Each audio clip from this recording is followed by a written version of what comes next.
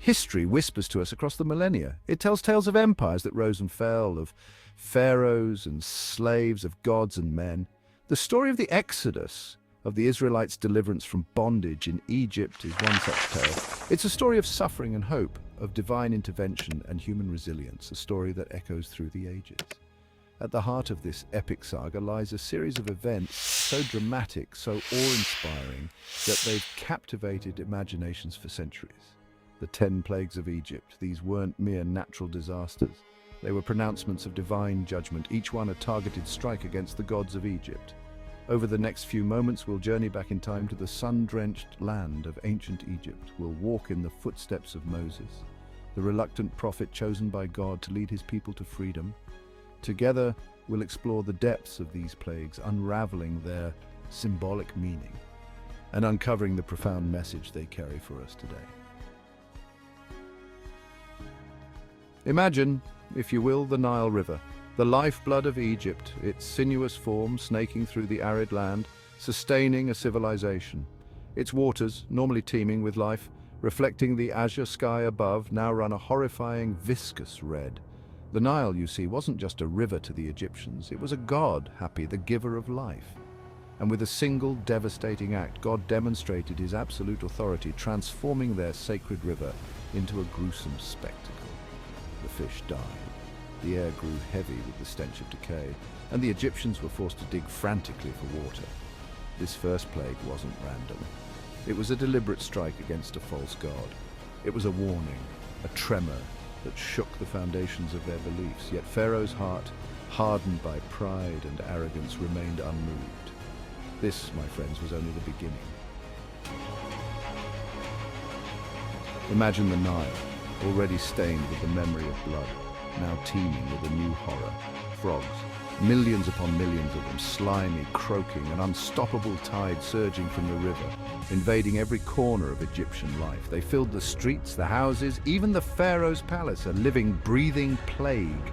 This wasn't just an annoyance, it was an assault on the senses, disrupting daily life. The plague was a direct affront to Hecate, the frog-headed goddess of fertility. Pharaoh pleaded with Moses to intercede, promising to release the Israelites. The frogs died, leaving behind a silence almost as deafening as their croaking. But the stench of decay lingered, a potent reminder of the plague's devastation. From the dust of the earth, a new horror arose. Gnats, tiny biting insects, so small they were almost invisible to the naked eye.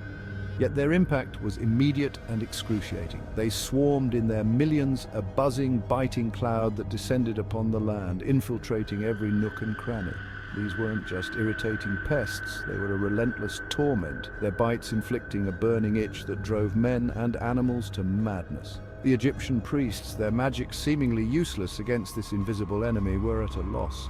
Even Pharaoh, cloistered in his palace, could not escape the torment, but despite the unrelenting suffering, Pharaoh's heart remained hardened. And so the plagues continued, each one a testament to the power of the one true God. The air, thick with the incessant buzzing of gnats, now carried a new threat: flies.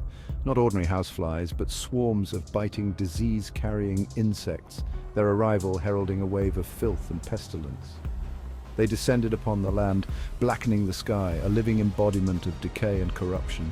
These flies weren't merely a nuisance, they were harbingers of disease, their presence heralding a wave of sickness and death. Food rotted, water became undrinkable, and the stench of decay permeated the air, choking the inhabitants of the once proud nation. The Egyptians, who took great pride in their cleanliness and hygiene, were now forced to live in squalor. Even Pharaoh, shielded from the worst of the plagues within his palace walls, could not escape the stench of decay. The plague of flies exposed the fragility of their world, demonstrating that even the most powerful empire was vulnerable to the wrath of the one true God. Imagine, if you will, the lush pastures of Egypt, once teeming with life, now transformed into fields of death. Cattle, sheep, goats, horses, all were struck down by a swift and merciless pestilence. Healthy animals, the pride of Egyptian farmers, collapsed and died, their bodies littering the fields.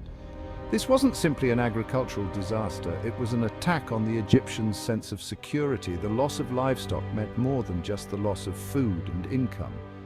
It represented a loss of stability. The death of livestock, particularly cattle, struck a blow at the very heart of Egyptian religious beliefs. Pharaoh, despite witnessing the devastation wrought by the previous plagues, remained unmoved, and so the plagues continued, each one escalating in intensity, pushing Egypt closer to the brink of collapse. The air, heavy with the stench of death from the livestock, now carried a new kind of suffering, the plague of boils. It began subtly, an itch, a burning sensation on the skin. Soon, however, it escalated, transforming into painful, festering sores that covered the bodies of Egyptians and their animals alike. The Egyptians, accustomed to their land's dry heat, now found themselves prisoners of their own skin. This wasn't merely a physical affliction, it was a direct assault on the Egyptians' sense of self.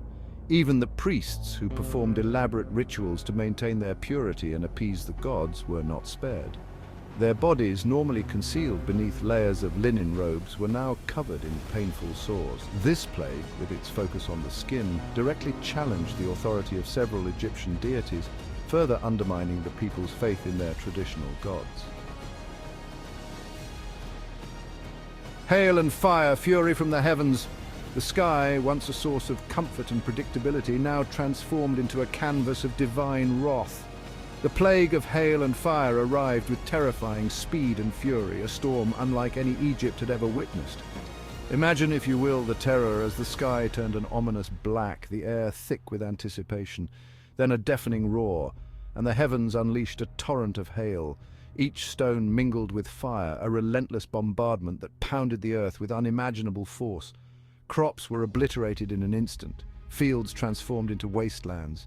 Trees, once symbols of life and resilience, were stripped bare, their branches snapped like twigs.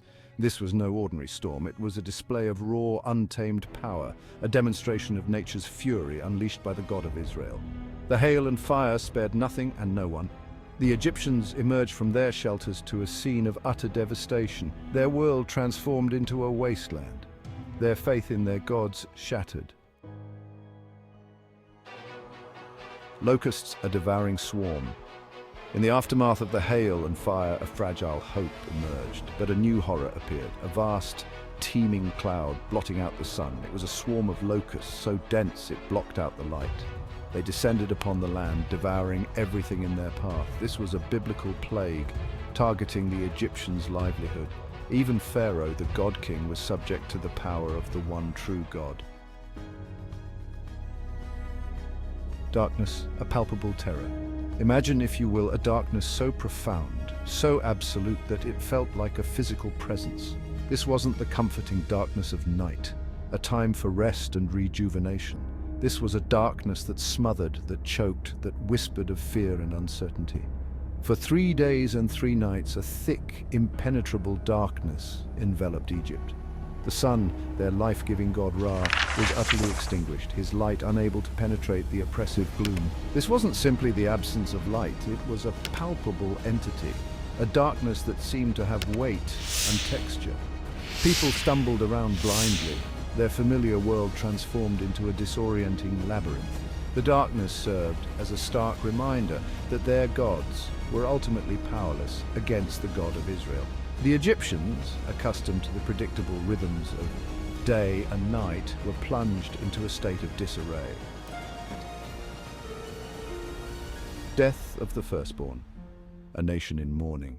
A hush fell over Egypt, a silence more terrifying than the buzzing of locusts or the roar of hail. The darkness had lifted, but a new terror, a grief so profound it seemed to suffocate the very air, had descended upon the land.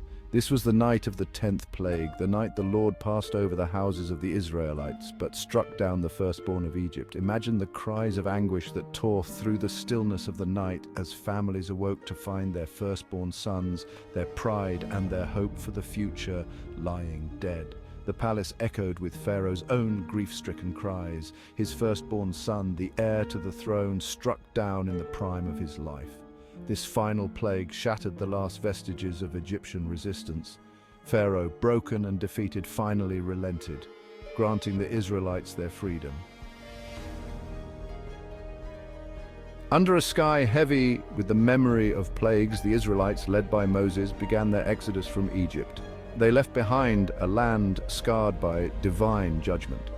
The story of the 10 plagues is a testament to God's sovereignty and his power to deliver his people. God's power is not confined to history books. It's a living force in our world today. He who parted the Red Sea hears our prayers and longs to deliver us. Subscribe to our channel and click the notification bell to continue this journey. Until next time, may the God of miracles be with you.